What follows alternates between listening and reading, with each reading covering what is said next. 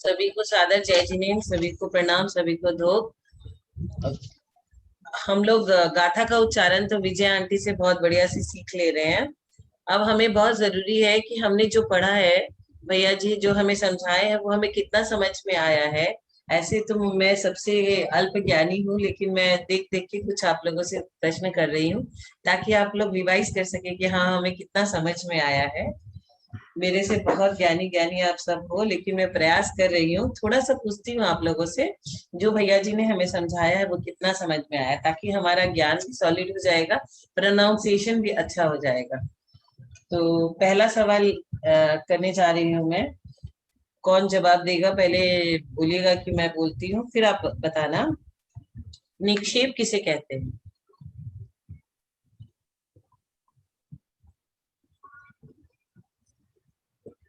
अरे open book लीजिए ना, गाथा नंबर बोलिए। गाथा नंबर 52। कॉपी करने के लिए।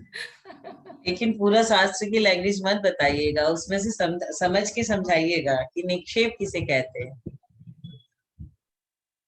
सही।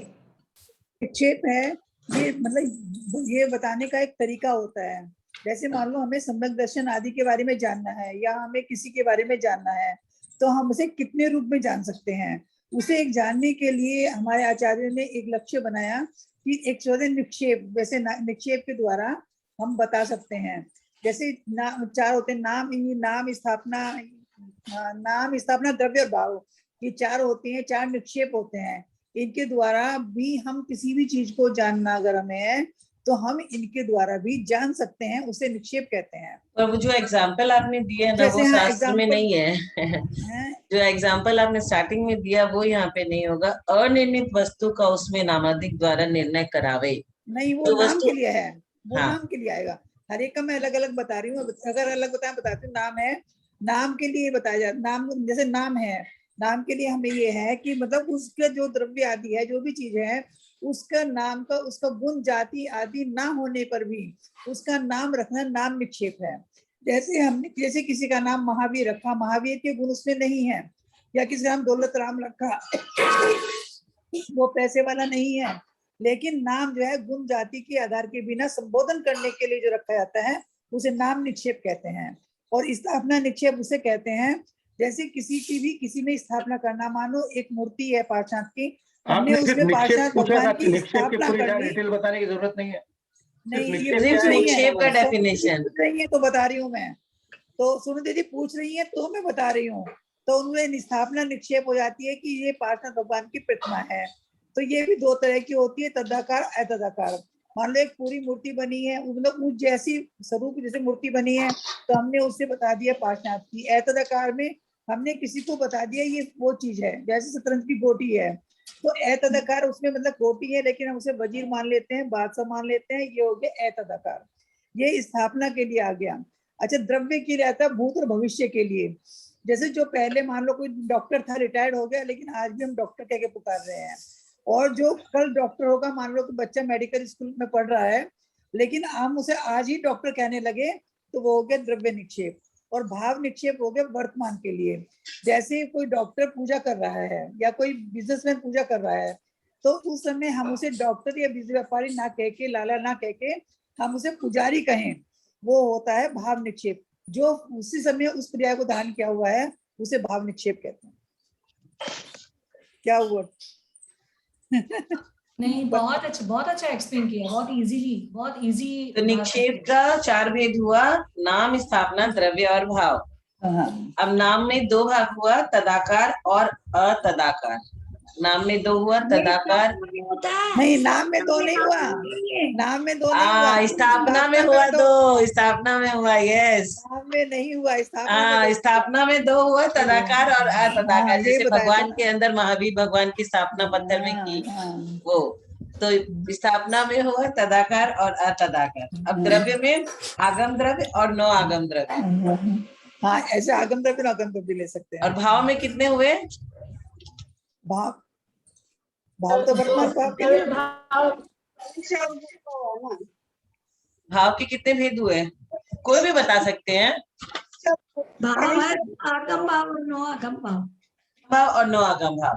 अब 9 आगम द्रव्य, द्रव्य की जो भेद थे 2, आगम द्रव्य और 9 आगम द्रव्य। अब 9 आगम द्रव्य के जो 3 भेद है वो कौन कौन से हैं? ज्ञायक शरीर, भावी और तद व्यतिरिक्त। अच्छा, अब मैं ना इन सबके एग्जाम्पल, जैसे त्रिशला आंटी ने डॉक्टर का एग्जाम्पल दिया, तो अब सबके एग्जाम्पल देख करके आप लोग अपने माइंड में सेट कर दो। निक्षेप 4 हो गए, नाम, स्थापना, द्रव्य और भाव। अब स्थापना के 2 तदाकार और अतदाकार। अब तदाकार और अतदाकार में एक एक एग्जाम्पल आप दे दो। तदाकार, निक्षेप, तदाकार को जैसा को है उसी में, उसी के अपेक्षा करके, उसी का निक्षेप करके कुछ करना। जैसे हाँ। अपन मूर्ति बनाई, उसमें सिंह का चिन्ह लगा दिया, प्रतिमा, तो अपन समझ जाएंगे कि महावीर भगवान की मूर्ति है। और तदाकार जैसे अपन चिटक में अपन कर लेते हैं स्थापना की, ये नैवेद्य, उसके नैवेद्य की स्थापना अपन ने कर ली, तो उसको अपन ने नैवेद्य समझ लिया। वैसे शतरंज की गोटी का आता है उदाहरण की, शतरंज की गोटियों में अपन राजा, वजीर, हाथी, घोड़ा ये सब कर लेते हैं स्थापना, वो है तदाकार स्थापना। और महावीर भगवान में जब चिन्ह आ गया सिंह का, तो वो तदाकार हुआ कि अतदाकार हुआ? तदाकार। तदाकार। तो आप सबको समझ में आ गया तदाकार और अतदाकार स्थापना में अंतर क्या है। तदाकार जो भगवान में 24 भगवान में चिन्ह लगा के भगवान, ऐसे तो भगवान का रूप हमने कोई भी केवली का देखा नहीं, बस वो भगवान की प्रतिमा है, उसमें चिन्ह लगा दिया और सेग्रीगेट कर दिया, ये हमारे आदिनाथ भगवान है, ये हमारे महावीर भगवान है, तो ये सब तदाकार हो गया। और अतदाकार शतरंज में प्रिज्यूम कर लेना। तो कभी कभी पूजा करते समय मैं सोचती हूँ कि हम लोग बोल रहे हैं अंगूर और कमरख सब लाए हैं, पर चढ़ा तो रहे नहीं है, और बोले जा रहे हैं कि हम ये सारे द्रव्य लेके आए हैं, तो ये झूठ हो गया क्या हमारा? हम झूठ बोल रहे हैं क्या?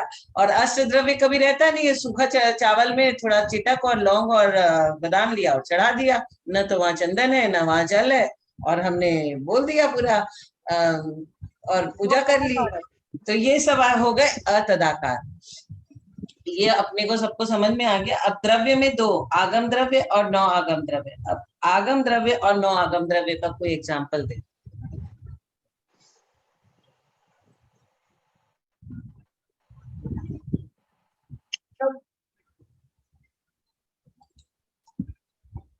तो कर्म रूप शास्त्र को जानना।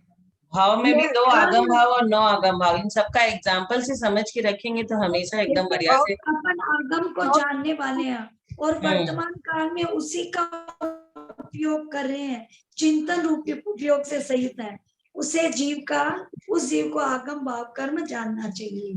जो ये मंजू जी गलती हो गया, द्रव्य द्रव्य आगम द्रव्य और 9 आगम वर्तमान द्रव्य में उसका उपयोग नहीं कर रहे, वर्तमान में ज्ञान नहीं कर रहे।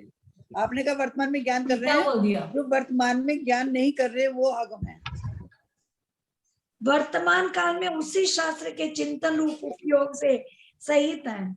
नहीं, जो कर्म रूप शास्त्र को जानने वाला तो है, जो आगम को से कहते हैं, जो कर्म रूप शास्त्र को जानने वाला तो है, लेकिन वर्तमान में उसको उपयोग नहीं कर रहा, उपयोग नहीं रखता।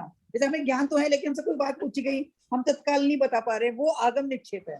आप 65वीं गाथा का आगम द्रव्य निक्षेप है वो। 54 जैसे मान लो हम जान तो रहे हैं, लेकिन हम बता नहीं पा रहे, मतलब है ना, वो हो गया आगम निक्षेप। आपने प्लीज गलत बताया। ये है इसका कि जो कर्म रूप शास्त्र को जानने वाला तो है, परंतु जो है किंतु वर्तमान में उस शास्त्र का वो उपयोग नहीं कर रहा है, वो आगम निक्षेप है। सॉरी, मैंने आपको बताने की कोशिश करी। नहीं, अच्छा देखिए, आगम द्रव्य और आगम भाव अलग अलग है। द्रव्य की 2 भेद, आगम द्रव्य और 9 आगम द्रव्य। तो अभी आगम द्रव्य पढ़ रहे हैं हम लोग, भाव बाद में पढ़ेंगे। द्रव्य पढ़ रहे हैं ना, द्रव्य में आप सही, ठीक है ना। तो आगम द्रव्य और 9 आगम द्रव्य के एग्जाम्पल देना है एक एक।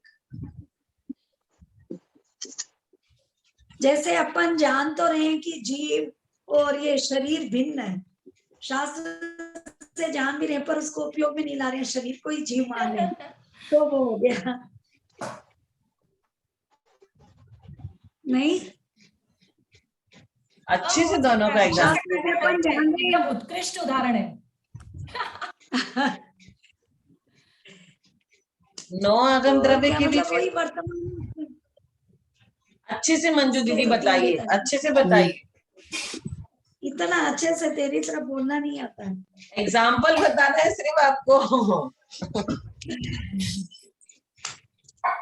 मतलब इसमें नौआगम द्रव्य में तो ये होगा कि मतलब ये जो है ना कि द्रव्य आगम द्रव्य क्रम में तो ये होगा कि जैसे ना कि हमें मतलब पहले कर्म जानते तो हैं लेकिन वर्तमान में उसका उपयोग नहीं कर पाए, है ना। जैसे हमसे कभी कोई क्वेश्चन पूछा, हमें पता था उसका अर्थ, लेकिन हम एकदम उसे बता नहीं पाए क्योंकि वर्तमान में हम उसका उपयोग नहीं कर पाए। ये तो हो गया आगम द्रव्य। उन लोग तो ये आगम थोड़ा द्रव्य थोड़ा भूत भविष्य वर्तमान कृष्णा का जी, मतलब एक सेकेंड, तो आपने जो हाँ, बोलिए। एग्जाम्पल दिया वो थोड़ा थोड़ा ज्ञानावरण के जैसा नहीं हो हाँ, गया? ज्ञान पे आवरण हो गया वो तो। थोड़ा इसमें तो एक अलग हो गया। जीव और शरीर वाला उदाहरण फिट बैठता है कि अपने को पता है शास्त्र से हाँ, कि जीव लेकिन अलग है और ये शरीर है, चेतन अजीब है, हाँ, पर इस अजीब को ही अपन जीव मान बैठे हैं जानते हुए भी। प्रतिमा जी, ये सही है ना? ज्यादा ऐसा लगता है। नहीं, ये नहीं, ये इसलिए सही नहीं बैठेगा मंटू जी। मुझे ऐसा लगता है कि ये तो मतलब हमेशा होता है, मतलब एक तो ये ना कि वर्तमान में हम एकदम नहीं समझ पाए किसी बात को। हम जान रहे हैं, हम किसी चीज को बिल्कुल जान रहे हैं, लेकिन वर्तमान में हमने, ये भी हो सकता है कि हम जान रहे हैं हमारा शरीर जो है हमारा नहीं है, लेकिन वर्तमान में हम शरीर को अपना मान रहे हैं। ये भी सही है, ये भी ठीक कह रही हैं आप। हाँ, वो दोनों ही अपेक्षा हाँ, है। और नौआगम में जो है ना ये होता है कि मतलब मतलब गैर शरीर होता है, इसमें भावी और तद्विर होता है। मतलब कि जो पीछे भी ये शरीर होना, पीछे भी ये शरीर था, आज भी मतलब आत्मा तो वही है, शरीर अलग हो गया और आगे भी होगा। ऐसा आगम द्रव्य, इसमें द्रव्य तीनों में टेंस आ शरीर की जाएगा, अपेक्षा से आएगा, प्रेजेंट शरीर की पास्ट और अपेक्षा आ फ्यूचर जाएगा, तीनों टेंस। तीनों आ जाएगा इसमें। तो इसके भी तीन भाग है ना, हाँ, ज्ञायक इसका शरीरी ज्ञायक भावी। भाव है, हाँ ज्ञायक भावी और व्यतिरिक्त, हाँ। 3 वेद हैं इसके। हाँ, अब ज्ञायक के फिर 3 भेद। ज्ञायक के भी 3 वेद आते हैं। नहीं, ज्ञायक के 3 भेद बताओ आप लोग, कौन बताएगा कौन कौन से? भावी और वर्तमान। चावित और त्यक्त, च्युत भावी, चावित और भूत और त्यक्त 3 वर्तमान। वेद हैं। ऐसे में ज्ञायक बोलते हैं शरीर वैसे च्युत चावित और त्यक्त, वो भूत की भेद है।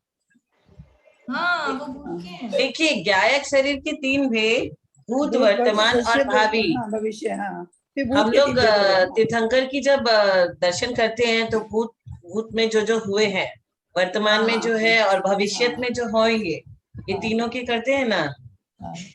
और ठीक है।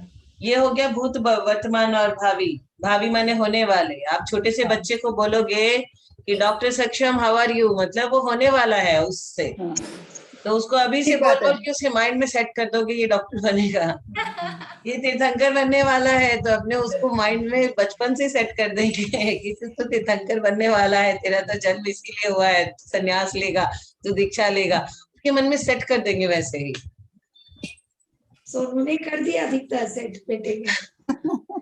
जैसे कृष्ण जी के लिए उसके मीरा के मन में छोटेपन से सेट कर दिया कि बोला तुम्हारा पति कौन है, बोला वो तुम्हारा पति है, उसके माइंड में सेट हो गया कि मेरी शादी तो यही होने वाली। तो भूत, भविष्य, वर्तमान, ये हो गए ज्ञायक शरीर के 3 भाग। और भूत के 3 भाग है, ज्ञायक भूत शरीर के 3 भाग। भूत में नहीं है, चावित और त्याग। लेकिन सोनू तो भूत बोल रही है, पास्ट, वो पास्ट नहीं है ये। हाँ, क्या एक भूत शरीर दूसरी चीज हुई है?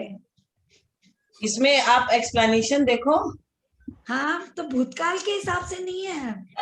भूतकाल के हिसाब से ये हो नहीं आप भाई, ये जो चार्ट अपने पास है किताब में, वो चार्ट में देखिए भूत के 3 प्रकार बताए हैं, च्युत, चावित और त्यक्त। और ये जो गाथा नंबर 68 है, गाथा नंबर 68 में इसका पूरा एक्सप्लेनेशन आया है। तो उसमें नो आगम द्रव्य को उन्होंने सेपरेट नहीं कहा है कुछ भी। नो आगम द्रव्य के सीधे भेद बता दिए कि नो आगम में न्यायिक शरीर, भावी और तद्व्यतिरिक्त ये 3 भेद है। नो आगम को सेपरेट कोई एग्जाम्पल नहीं दिया गया, कोई सेपरेट उसको एक्सप्लेनेशन नहीं दिया गया है। आप गाथा नंबर 68 का अर्थ देखिए। नहीं वो मैं समझ रही हूँ, लेकिन ये ज्ञायक भूत शरीर में पास्ट के का भूत थोड़ी है ये, भूतकाल का। नहीं, भूत माने जीव भी होता है ना, यहाँ पे जीव के लिए आएगा। भूत माने जीव होता है, मतलब भूत मतलब पास्ट टेंस मत लीजिए, भूत मीन्स जीव आता है यहाँ पे। ये पास्ट में नहीं आएगा, जीव के लिए आएगा। ये फिर वर्तमान का के लिए आएगा। नहीं, वर्तमान में जैसे ये है ना, ये ना मतलब भूत, वर्तमान और भावी तीनों भी जीव के शरीर के भाग है। जीव का भूत शरीर कौन सा था? वो अलग व्याख्यान है। यहाँ ज्ञायक भूत यानी जो ज्ञायक शरीर है उसके भेद बता रहे हैं। भूतकाल की अपेक्षा नहीं है ये ज्ञायक भूत ना, शायद शायद मतलब पक्का नहीं पता हमें, इसकी व्याख्या हमें बहुत ऐसा अच्छी लगता है क्योंकि 55 गाथा में दी है, 55 गाथा समाधि रहती आप बोलिए। समाधि के भाग वो बताए ना उन्होंने, समाधि के हाँ, कि मतलब जो है जैसे जो कि अपनी आयु पूर्ण होने पे जो शरीर पूर्ण छूटता होने पे है तो उसे बड़े- चूत बोलते हैं। और जो हम्म। कदली घात होता है समाधि, वो मतलब जो आत्महत्या वगैरह करते हैं उसको च्यावित बोलते हैं। और जो हाँ। संन्यास मान मतलब समाधि लेते हैं, जब साधु हमारे मुनि महाराज समाधि ले रहे हैं तो उसको इन लोगों ने त्यक्त शरीर बता दिया। तो ये भूत की अपेक्षा अगर लगा तो ऐसे हो सकता है कि जो कर चुके हैं उनके लिए होगा। वैसे भूत माने जीव भी होता है, बिल्कुल हाँ। बिल्कुल यहाँ भैया किस जी ने अपेक्षा बताया लिया था। वो नहीं पता। सही है। देखिए गाथा नंबर 55 में एक्सप्लेनेशन है इसका कि 9 आगम द्रव्य कर्म के 3 भेद, गायक शरीरी, भावी और तद व्यतिरिक्त। इनमें भी गायक शरीर के 3 भेद, भूत, भावी और वर्तमान। इनमें 2 तो सुगम है। कर्म स्वरूप को जानने वाले जीव का शरीर गायक शरीर 9 आगम द्रव्य है और इसके 3 भेद, भूत, वर्तमान और भावी। और जिस शरीर सहित जीव कर्म स्वरूप का वर्तमान में ज्ञाता है वह वर्तमान शरीर है। और यह पहले जिस शरीर को छोड़कर आया है वह भूत शरीर है, जो शरीर को हम छोड़ के आए। हाँ उसमें तो सही है, वो तो सही है। हाँ, और जो शरीर धारण करेगा वह भावी शरीर है। मतलब यहाँ भूत मतलब पास्ट ही हुआ, जीव नहीं हुआ। पास्ट ही हुआ ना कि शरीर को हम छोड़ के आए। अब च्युत से छोड़े कि अकाल मरण से छोड़े, अब कैसे कैसे उसका पूरा एक्सप्लेनेशन किया। दीदी जो 9 तरफ और जो 24 बता रही थी उसमें भी तो भूत वाली जो हो चुकी है, वर्तमान में जो अभी शासन है और भविष्य में जो होएगी। शरीर वर्ड मेन है उसके। क्या होगा प्रतिभा जी? क्लियर कट बता रहे हैं ना, यह पहले जिस शरीर को छोड़कर आया है वह भूत शरीर जो नहीं, छोड़कर देखिए, आया। अपन भी तो जानते इसमें हैं भूत भविष्य भूतकाल है। वर्तमान 24 ही नहीं आएगा उसके अंदर, ये शरीर शब्द मेन है उधर। 24 नहीं, वो तो शरीर एग्जाम्पल छोड़ता है। बस वही, मतलब हमारे तीर्थंकर अलग अलग हो रहे हैं, सेम नहीं है। पिछला जो था वो अभी आए फिर और होंगे। वो 24 का एग्जाम्पल तो इसके लिए दिया है कि भूत भविष्य वर्तमान समझने के लिए 24 समझने के लिए। हाँ, ये तो शब्द का अर्थ वह बताया शरीर के लिए नहीं दिया है। सोनू जी ने। वो तो सामान्य एग्जाम्पल दिया है, वो शास्त्रों से नहीं लिया हुआ, ऐसे ही एग्जाम्पल दिया कि हम जाते हैं दर्शन करते हैं भूत भविष्य वर्तमान की 30-24 का। लेकिन यहाँ तो शरीर, शब्द का अर्थ हुआ लेकिन ये शरीर का अर्थ नहीं हुआ। यहाँ तो शरीर के लिए बोला गया है। एग्जैक्टली शरीर छोड़ा हमने। अब हम लोग किसी में घड़ा मिट्टी ये सब का एग्जाम्पल देते तो घड़ा मिट्टी नहीं है, वो हमारी आत्मा और शरीर ये सब है। लेकिन एग्जाम्पल से समझने के लिए मोटे रूप में थोड़ा बहुत कोई भी चीज ले लेते हैं हम, वैसे है। तो ये जो चार्ट, इसमें सिंपली ये समझ सकते हैं हम कि जो हम अभी जो हमारा शरीर है वो वर्तमान शरीर है। इसके पहले भव में जो हमारा शरीर हम जो छोड़कर आए हैं वो भूत शरीर था, और हम आगे जो शरीर धारण करने वाले हैं वो भावी शरीर रहेगा। वो तो तीनों टेंस सही है, वो और तो ये सही है। भूत शरीर के भेद है। ये भूत और वह भविष्य की अपेक्षा से नहीं है। मैं ये बोल रही हूँ भूतकाल की यहाँ अपेक्षा नहीं है। ये तो शरीर अपन ने जो अपना ज्ञायक स्वरूपी शरीर है वो अपन 3 तरह से छोड़ते हैं, उसके लिए आया शायद। नहीं जो एक तो स्वाभाविक मरण होता है, एक जो कतली का मरण होता है, और एक जो समाधि मरण होता है, उसकी अपेक्षा से आया है। वो केवल ज्ञायभूत शरीर। हाँ, मैं यही तो मैं बोल रही हूँ, ज्ञायभूत शरीर बस, जो अपना पुराना शरीर था। हाँ, वो भूत शरीर हो गया। वर्तमान वाला वर्तमान है, भविष्य वाला भावी। ये यहाँ तक सही है। हम वर्तमान में जो शरीर धारण किए हैं तो भूतकाल में हम कौन सी प्रोसेस से वो च्युत होकर वर्तमान में आए हैं, चाबित होकर वर्तमान में आए हैं, या त्यक्त होकर वर्तमान में आए हैं? एकदम सही। ऐसे ही समझना है कि हम कैसे आए हैं भूत से, कौन से मोड में अपना शरीर छोड़े हैं, च्युत से छोड़े, अकाल मरण हुआ हमारा, कैसे क्या हुआ, बस वही है इसके लिए। ऐसा हम कैसे जान पाएंगे भाई? एक बार सुनो, मान लो हम अपना शरीर लेके आए हैं, अब केवली के पादमूल में जाओ ना, केवली के पादमूल में जाओ तो आपको सब पता चल जाएगा पीछे आपने क्या क्या शरीर धारण किया था। समोसरण में जाओ आप, पंचम काल में पॉसिबल नहीं है। कोई और काल में आप जाओगी तो अभी क्या है वो भी आपको पता चल सकता है। चौथे काल में जाएंगे और केवी के पालमूल में बैठेंगे, समुद्र में बैठे, हमारे पुराने भाव हमें सब दिख जाएंगे कि हम क्या थे। अब त्यक्त के 3 भाग वो कौन कौन से हैं? पहले आप ये वाला क्वेश्चन कंफर्म कर दे, समझ नहीं आया मेरी। कौन सा? आपने ये जो अब आप ये बता रही थी, पहले ये आपने पूछा क्या था, आपने इसका आंसर क्या बताया, ये बताइए आप। कौन सा बीना दीदी? ये कौन सा बता रहे हैं, ज्ञायक, स्वभाव, भूत, भविष्य, वर्तमान, ये चीज आप क्लियर करके बताइए। बताइए आपने प्रश्न क्या पूछा था। अब प्रश्न तो अभी गंगवाल अंकल ने कितना बढ़िया से क्लियरिटी दिया अभी सबको। लोग बोलते तो समझ नहीं आता। हाँ, गंगवाल अंकल एक बार इनको, बीना दीदी को एक बार अच्छे से फिर बता दीजिए। इसमें ऐसा है कि अभी हमारा जो वर्तमान शरीर है, तो जो हमने वर्तमान शरीर पाया है उसके पहले हम कौन से तरीके से, कौन से प्रोसेस से हमने पुराना शरीर छोड़ा है। तो ये भूत शरीर में हमने 3 प्रकार से हम छोड़ सकते हैं, च्यूत, चावित और त्यक्त। तो हमने कौन से प्रकार से वो शरीर छोड़ा है, ये भूत में प्रकार हो गए। तो भूत में हमारे शरीर कौन से थे, ये हमने किस प्रोसेस से भूत का शरीर त्यागा है, वो भूत के प्रकार हो गए। और ये वर्तमान शरीर अभी हमने पाया हुआ है, और वर्तमान शरीर के बाद हम भावी कौन सा शरीर पाने वाले हैं। तो गायक शरीर के 3 ये हो गए प्रकार कि भूत का शरीर कौन सा था, वर्तमान का शरीर कौन सा है, और भावी शरीर कौन सा रहेगा। ये गायक शरीर के 3 प्रकार, एक भूत, वर्तमान और भावी। तो भूत में हम 3 प्रकार पकड़ लेते हैं कि भाई च्युत, चाबित और त्यक्त। त्यक्त मतलब हमने समाधि मरण करके शरीर छोड़ा है। तो अब ये त्यक्त में भी समाधि मरण के आगे जो 3 भाव सोनू दीदी पूछ रही है, वो भक्त प्रतिज्ञा, इंगिनी और प्रायोग गमन, वो आगे आएगा। लेकिन यहाँ हमारा नॉर्मल डेथ हुई है, या हमारा अकाली मरण हुआ है, या हमने शरीर को त्यागा है। तो यदि हमारा अकाली मरण हुआ है तो वो च्युत हो जाएगा। यदि हमारा नॉर्मल डेथ हुई है, आयु पूर्ण करके डेथ हुई है, तो चावित हो जाएगा। और हमने समाधि मरण किया है तो वो त्यक्त हो जाएगा। तो इस प्रकार भूत में हमने कौन से प्रोसेस से हमारा मरण हुआ है, कौन से प्रोसेस से हमने शरीर त्यागा है, वो गायक भूत शरीर के 3 प्रकार हो जाएंगे, च्युत, चाबित और त्यक्त। तो ये शरीर छोड़ने के बाद में हमने वर्तमान, इस प्रोसेस से शरीर, कौन से प्रोसेस से शरीर का त्याग करके वर्तमान शरीर पाया है, इसका हमें अभ्यास, इसको इसमें ये है वर्णन। बीना दीदी समझ में आ गया ना अच्छे से? बोलते हैं तो समझ में नहीं आता। हाँ, वो तो क्या है, अपने लोग डिस्कशन कर रहे हैं सारे लोग कि क्या है, कैसे है। अब ये चार्ट है ना, निक्षेप की अपेक्षा से कर्मों के भेद, ये बहुत अच्छे से सभी को समझ में आ गया है कि क्या है, कैसे।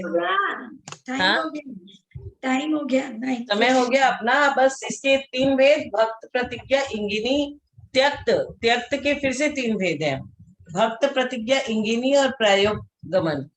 क्या त्रिशला आंटी इनके एग्जाम्पल बताएंगी? हाँ, भक्त प्रतिज्ञा तो होते जो 12 साल पहले वो लेते हैं ना, 12 साल पहले सलेखना के लिए लेते, उत्कृष्ट होता है। 12 साल पहले सलेखना के लिए जो भाव लेते हैं वो मतलब भक्त प्रतिज्ञा होता है। और इग्नि मरण में होता है कि ना खुद, मैं खुद अपनी सेवा तो करूंगा लेकिन मैं किसी से कराऊंगा नहीं। इग्नि मरण में है स्वयं तो मतलब अपनी सेवा, मतलब जैसे अपने दर्द हुआ, आपने खाज हुआ, अपने आप कर लिया, लेकिन किससे कराऊंगा नहीं। और जो तीसरा है ये प्रयोग्य है, उसमें ना खुद करूंगा ना दूसरे से कराऊंगा। मतलब समाधि ले लेते हैं तो उसमें ना खुद मैं कुछ करूंगा, अपने लिए अपनी सेवा करूंगा अपने शरीर की, और ना मैं दूसरे से कराऊंगा। ऐसे ये 3 मर्म वो होते हैं समाधि। बहुत सुंदर। अब भक्त प्रतिज्ञा के फिर से 3 भेद लास्ट। इसके भक्त प्रतिज्ञा के 3 भेद हैं। जगन्य वो जगन्य एक अंतर्मूल से वो 12 कर जगन्य, मध्यम और उत्कृष्ट।